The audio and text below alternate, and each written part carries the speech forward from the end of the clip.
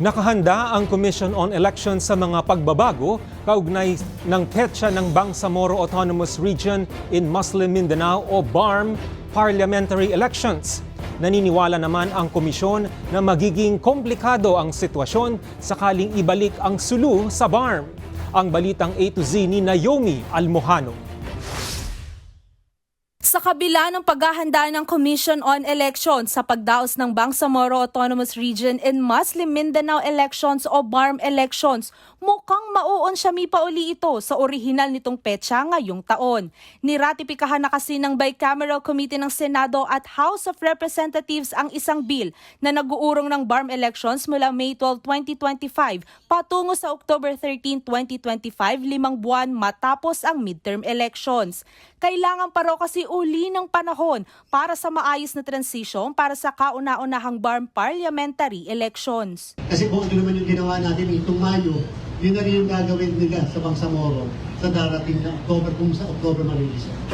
Tiniyak din ng komisyon na nakalatag na ang kanilang timeline para sa filing ng Certificate of Candidacy, imprenta ng balota at pagdi-deploy ng mga ito sa sulu.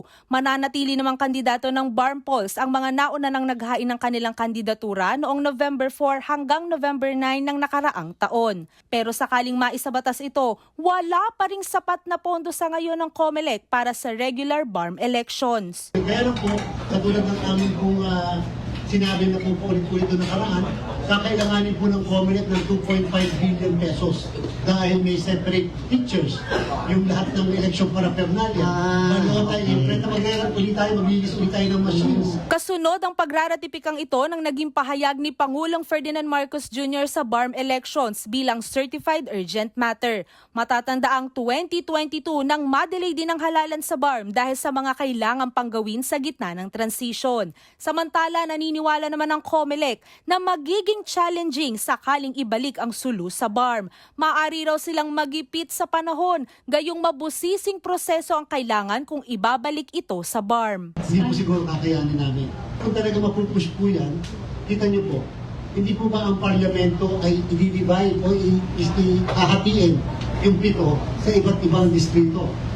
Tapos bigla pong pagsasabi na ang sulu ngayon ay part uli ng Bangsamoro. 2024 nang pagdesisyonan ng Korte Suprema na ihiwalay ang sulu sa BARM dahil sa pag-reject nito sa Bangsamoro Organic Law noong 2019 plebiscite. Sa ngayon, inaantay pa ang pagsasabatas ng panukalang ito habang tuloy na tuloy naman ang national at local elections sa Mayo. Para sa Balitang A to Z, Naomi Almojano.